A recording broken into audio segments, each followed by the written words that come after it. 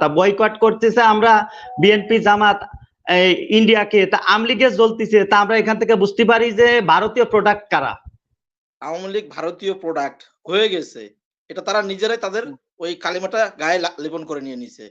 আমরা ইতিমধ্যেই মাননীয় প্রধানমন্ত্রী শেখ হাসিনা, তার মন্ত্রী শান্তি আর তার সাঙ্গপাঙ্গদের মুখ থেকে কথা শুনলে বোঝা যায় আওয়ামী লীগ ভারতীয় প্রোডাক্ট। কিন্তু আজকে আমাদের ভারতের বিএসএফ আমাদের দেশের নাগরিককে হত্যা করে, আমাদের পানি দেয় না, আমাদের ন্যায্য হিসেবে দেয় না, সেজন্য আমরা ভারতীয় পণ্য বয়কট করছি।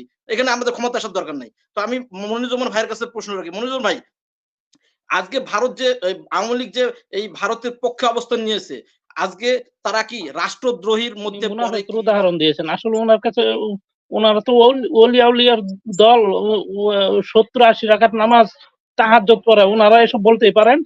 মুনাফিকের কি উদাহরণ এবং বিশ্লেষণ এটা কি উনি জানে কিনা এটা আমরা জানা নেই। যেখানে মুনাফিকের আমি যতটুকু জানি, যার মনে একটা আর এই প্রকাশ্যে আরেকটা, মনে থাকে এক চাওয়া আর প্রকাশ্যে আরেকটা প্রকাশ করে। তার মানে ওনারা মুখে মুখে বলে যে আমরা দেশকে ভালোবাসি, কিন্তু আসলে তারা ভালোবাসে ইন্ডিয়াকে। কারণ হলো ইন্ডিয়া যদি ওনাদের সাথে আপনাদের সুসম্পর্কটা বজায় না থাকে তাহলে তাদের চেয়ার চলে যাবে। ওনাদের ভয়টাই হচ্ছে এটা। সালাউদ্দিন সাহেব এটার উত্তর দিবেন, এবং ফারহানা মিলি সাহেবের কাছে একটু প্রশ্ন করব। জনাব মহিউদ্দিন খান আলমগীর, মহিউদ্দিন খান বাদল এমপি জাতীয় সংসদে একটা বক্তব্য দিয়েছিলেন। ওই বক্তব্য থেকে একটা পানির মতো পরিষ্কার হয়ে গেছে যে স্বাধীনতার ঘোষক কে। যেখানে উনি বলেছিলেন যে কালুরঘাট থেকে বক্তব্য দিলে অন্য একটা জেলার নাম বলেছে, পাশের যে জেলাটা ওইখান থেকে শোনা যায় না। তাহলে পাকিস্তান থেকে ঘোষণা দেওয়ার পরে বাংলাদেশে শোনা গেল কিভাবে? তখন উনি বলেছিলেন যে ড্রামের নিচে দাঁড়িয়ে স্বাধীনতা হয়েছে আর ড্রামের উপরে দাঁড়িয়ে স্বাধীনতা হয়েছে। ওই সংসদে মাননীয় প্রধানমন্ত্রী সহ বাংলাদেশের যত যারা আছেন সবাই উপস্থিত ছিলেন। তাহলে ওই ওনার কেন বক্তব্যের বিরোধিতা ওনারা কেন করেন নাই, এটার উত্তর উনি দিবেন। ধন্যবাদ। সংক্ষিপ্ত করেন জয়নুল শেখ। আসসালামু আলাইকুম, মনির ভাই সহ সবাইকে ধন্যবাদ। আমি বলতে চাই যেটা বয়কট করলে কি হয়, সামান্য একটা উদাহরণ আপনাকে দেব। প্রথম, বগুড়ায় 30 টাকা করে কেজি তরমুজ কেউ কিনতেছে না, তরমুজ বয়কট করেছে। বগুড়া আদমদিঘির সান্থার বাজারে 30 টাকা কেজি তরমুজ কিনতেছে না, তা বয়কট করতেছে আমরা বিএনপি জামাত ইন্ডিয়াকে, তা আওয়ামী লীগে জ্বলতেছে, তা আমরা এখান থেকে বুঝতে পারি যে ভারতীয় প্রোডাক্ট কারা কারা এদেশে ক্ষমতার জোরে আছে, কাদের ক্ষমতায় আছে, এটা জনগণ বুঝতে পারিছে। আর মিলিয়াপা যেটা বলছে বিএনপি আনুষ্ঠানিকভাবে ঘোষণা দিনি, বিএনপি খুব জলদি আনুষ্ঠানিকভাবে ঘোষণা দিবি।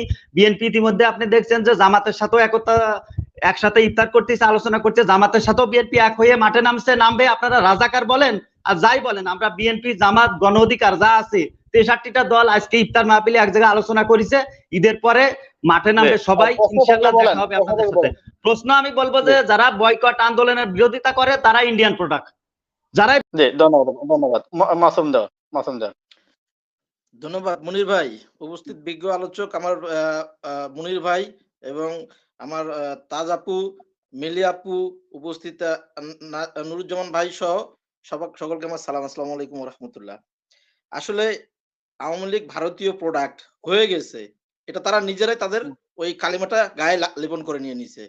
আমরা ইতিমধ্যেই মাননীয় প্রধানমন্ত্রী শেখ হাসিনা, তার মন্ত্রী শান্তি আর তার সাঙ্গপাঙ্গদের মুখ থেকে কথা শুনলে বোঝা যায় আওয়ামী লীগ ভারতীয় প্রোডাক্ট। আর তাদের হকার হচ্ছে এই আওয়ামী লীগের এমপি মন্ত্রী শান্তি এরাই। তো আমি মিলিয়াপুর উদ্দেশ্যে একটু কথা বলি। মিলিয়াপু, যেখানে আমরা আমাদের দেশীয় পণ্যকে রক্ষার স্বার্থে বিদেশি পণ্য বয়কট করছি, এতে সরকার সহযোগিতা করা উচিত। মিলিয়াপু, আপনি জানেন কি আপনার প্রধানমন্ত্রী, আপনাদের দলের সভানেত্রী, উনি যে বেনারসি শাড়িটা পরে তার দাম 1 থেকে 1.5 লক্ষ টাকা, সেটা হলো আমাদের বাংলাদেশি, আমাদের দেশীয় শাড়ি পরে। আর ওই যে আমাদের দিনাজপুর আঞ্চলিক ভাষায় একটা কথা আছে মিলিয়াপু, আমি যদি ভাত খায় ওনার আর গীত গায় তাহার, ওনার আর তাহার বললাম, ল্যাঙ্গুয়েজটা খুব খারাপ, আমি ল্যাঙ্গুয়েজটা বললাম না, কারণ এখানে দুজন মহিলা মানুষ আপনারা আছেন, আমি বললাম না। তো এই যে কথা হলো যে আমরা আমাদের দেশীয় পণ্যটাকে ধরে রাখার স্বার্থে, আমাদের শিল্পকে ভালো রাখার স্বার্থে, বিশ্বের মানচিত্রে আমাদের পণ্যকে এগিয়ে নিয়ে যাওয়ার লক্ষ্যে আমরা যেখানে আজকে ভারতীয় পণ্য বয়কট করছি, ভারতীয় পণ্য অধিকাংশ সেগুলো ইসরায়েলি পণ্য, যেটা ভারত হয়ে আমাদের দেশে আসে। এটা বিস্তারিত বলার সময় দিবেন না মনির ভাই, আমরা বলতে পারবো না, তাই আমরা বলছি জি, যেগুলো প্রোডাক্ট আসে। ধন্যবাদ। আমি প্রশ্ন করবো মনির ভাই, এক মিনিট। জি, তো বলেন, প্রশ্নটা মিলিয়াপু, বলেন। আপনাদের কাছে অনুরোধ, আমাদের এই আন্দোলনের সঙ্গে আপনারা সম্পৃক্ত হন, নাইলে আপনারা ইতিহাসের ডাস্টবিনে আস্ত করে নিক্ষিপ্ত হবে না। মিলাপু ছোট ভাই হই, যে আমি আপনি কিছু নিব প্রশ্নটা না। বলেন। মনির ভাইয়ের কাছে প্রশ্ন, মনির ভাইয়ের কাছে আমার প্রশ্ন, মনির ভাই, হুম। এই যে আজকে আমরা দেশের সাধারণ জনগণ সহ বিরোধী মত, আমরা আজকে ভারতীয় পণ্যের বিরুদ্ধে আছি স্পষ্ট ভাষায়। হ্যাঁ, আমরা রাজনীতি করি, আওয়ামী লীগকে ক্ষমতায় রাখছে, সেজন্য হয়তো আমরা ভারতীয় পণ্য বয়কট করছি, এটা মিলাপুদের কথা। কিন্তু আজকে আমাদের ভারতের বিএসএফ আমাদের দেশের নাগরিককে হত্যা করে, আমাদের পানি দেয় না, আমাদের ন্যায্য হিসেবে দেয় না, সেজন্য আমরা ভারতীয় পণ্য বয়কট করছি। এখানে আমাদের ক্ষমতা আসার দরকার নাই। তো আমি মনিরুজ্জামান ভাইয়ের কাছে প্রশ্ন রাখি, মনিরুজ্জামান ভাই, আজকে ভারত যে আওয়ামী লীগ যে এই ভারতের পক্ষে অবস্থান নিয়েছে, আজকে তারা কি রাষ্ট্রদ্রোহীর মধ্যে পড়ে কি না, এই প্রশ্নটা আমি আপনার কাছে রাখি। জি, ধন্যবাদ। ধন্যবাদ, উপস্থিত সকলকে সালাম। ধন্যবাদ। মঈন, ক্যামেরা অন করে আনমিউট করে প্রশ্ন করেন। মঈন, শুনতে পাচ্ছি না। মঈন সাহেব হয়তো শুনতে পাচ্ছেন না আমাদেরকে। এমর খান, আনমিউট আচ্ছা, করে প্রশ্ন করেন। আসলে আমি যেটা বলতে চাই সেটা হচ্ছে বঙ্গবন্ধু একজন অত্যন্ত আত্মমর্যাদা সম্পন্ন এবং স্বাধীনচেতা নেতা ছিলেন। 1974 সালে বঙ্গবন্ধু যখন পাকিস্তানের লাহোরে ইসলামী সম্মেলনে যাওয়ার সিদ্ধান্ত নেন, তখন ভারতের তখনকার পররাষ্ট্রমন্ত্রী শরণ সিং বলেছিলেন, your excellency, we prefer that you should not go to Pakistan. কিন্তু Bangabandhu thumb the table so hard that the cup of the tea spilled, এবং বঙ্গবন্ধু জবাব দেন, Mr. Swaran Singh, don't try to teach me the politics of Indian subcontinent. I represent a country which holds 90% Muslim population. এবং তিনি ভারতের কথা অমান্য করে, ভারতের কথা বাদ দিয়ে তিনি পাকিস্তান ইসলামী সম্মেলনে গেছিলেন। এখন ভারতের বিএসএফ তো 1972 সাল থেকে এই পর্যন্ত বাংলাদেশের 6000 নাগরিককে হত্যা করেছে, এবং 2012-13 সালে বাংলাদেশের একজন গরু ব্যবসায়ীকে নির্মমভাবে হত্যা করার কারণে ভারতের দা হিন্দু পত্রিকা বলেছিল যে ভারত সরকারের উচিত বাংলাদেশের জনগণের কাছে নিঃশর্ত ক্ষমা চাওয়া।